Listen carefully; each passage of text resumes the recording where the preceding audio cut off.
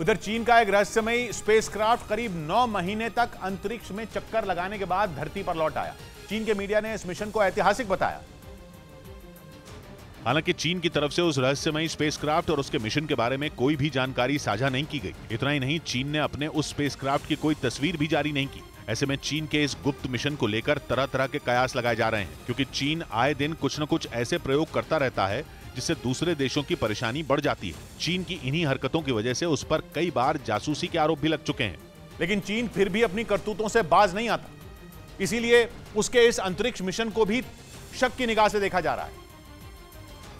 क्योंकि अगस्त 2022 में चीन ने गंसू प्रांत में मौजूद जोचिन सैटेलाइट लॉन्च सेंटर से अपने जिस अंतरिक्ष यान को लॉन्च किया था, वो 276 दिन तक धरती की कक्षा में घूमने के बाद सही सलामत धरती पर लौट आया। चीन ने अपने इस मिशन को सफल बताया और इसके जरिए कई अहम खोज करने का दावा किया। लेकिन अंतरिक्ष यान की लंबी और सफल यात्रा के बावजूद चीन ने उससे जुड़ी जानकारियां उजागर नहीं की। हालांकि चीन के मीडिया में छपी रिपोर्ट के मुताबिक उस स्पेसक्राफ्ट में कोई चालक दल सवार नहीं था, यानी उसे पूरी तरह से धरती से कंट्रोल किया जा रहा था। दावा है कि इस मिशन के जरिए चीन ने अंतरिक्ष यान को दोबारा इस्तेमाल करने की तकनीक का परीक्षण किया, यानी ऐसी तकनीक जिसके जरिए एक ही स्पेसक्राफ्ट को कई बार अंतरिक्ष मिशन पर भेजा जा सकेगा। फिलहाल ऐसी तकनीक सिर्फ अमेरिका के पास है। अमेरिका इस तकनीक को 13 साल पहले ही हासिल कर चुका है। उसका X-37B स्पेसक्राफ्ट 5 अंतरिक्ष मिशन को अंजाम दे चुका है। ऐसे में दावा है कि अमेरिका से हर मामले में होड़ लगाने वाले चीन ने उसे इस मामले में भी टक्कर दे दी। हालांकि चीन की तरफ से यह पुष्टि नहीं की गई कि उसने अंतरिक्ष यान को दोबारा इस्तेमाल करने की तकनीक हासिल कर ली या नहीं।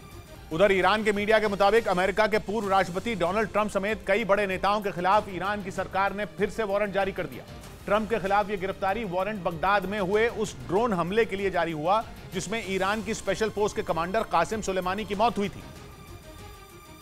और तब से आज तक ईरान उनकी मौत के बदले की आग में जल रहा है। उसने ट्रंप से कासिम सुलेमानी की मौत का बदला लेने की कसम खाई थी। ईरान के मीडिया के मुताबिक दोबारा जारी किए गए वारंट में अमेरिका के पूर्व राष्ट्रपति डोनाल्ड ट्रंप के अलावा 71 लोगों के नाम शामिल हैं। ट्रंप सरकार में अमेरिका के विदेश मंत्री रहे माइक पोम्पियो के खिलाफ भी ईरान ने गिरफ्तारी वारंट जारी कर दिया।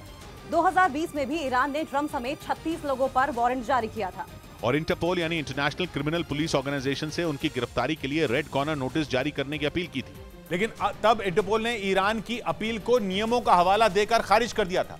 ईरान कासिम सुलेमानी की मौत को हत्या बताता है और डोनाल्ड ट्रंप को इसके लिए जिम्मेदार मानता है, क्योंकि 3 जनवरी 2020 को तब के अमेरिकी राष्ट्रपति डोनाल्ड ट्रंप के आदेश पर ही सेना और अमेरिकी खुफिया एजेंसी CIA ने मिलकर कासिम सुलेमानी को ड्रोन हमले में मार दिया था, जिसके बाद ईरान ने इराक में अमेरिका के 2 सैन्य ठिकानों पर ताबड़तोड़ 22 मिसाइलें दाग दी थी और 80 लोगों के मारे जाने का दावा किया था। हालांकि अमेरिका ने मौत के आंकड़ों की पुष्टि नहीं की।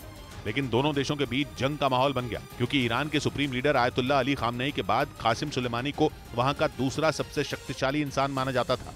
लेकिन अमेरिका कासिम सुलेमानी को अपने सबसे बड़े दुश्मनों में एक मानता था। 2019 में तो उन्होंने अमेरिका को खत्म कर देने की धमकी तक दे डाली थी और जंग के लिए अपनी कुद्स फोर्स को तैयार रहने के आदेश भी दे दिए थे। वो उस वक्त ईरान की स्पेशल फोर्स कुद्स फोर्स के कमांडर इन चीफ थे। उन्हें ये जिम्मेदारी 1998 में दी गई थी। बाद में उन्होंने सीरिया और इराक में आतंकी संगठन ISIS के खिलाफ मोर्चा खोल लिया था।